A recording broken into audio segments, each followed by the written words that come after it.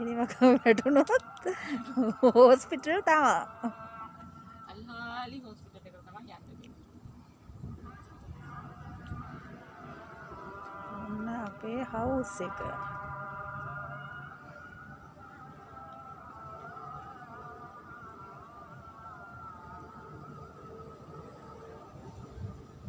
සුදාතක්කගේ දරු පැටවුනුත් ඉන්නවා.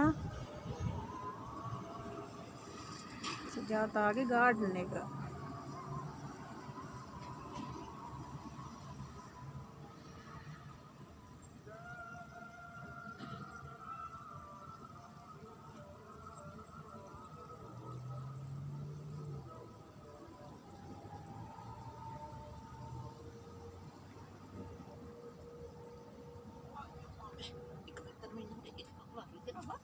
ඔව් එක පැත්තට ඉන්න අමාරුයි. ඔන්න බෙන්ජි බසුත් යනවා.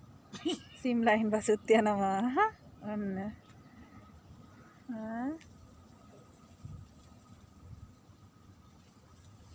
කොහොඹ තියෙනවා.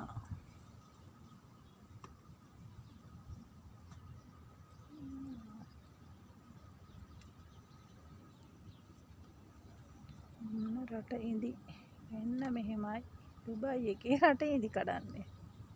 ඉතින් මොනා කරන්නද? ඔයා කියන්නකෝ මොකද්ද දැන්?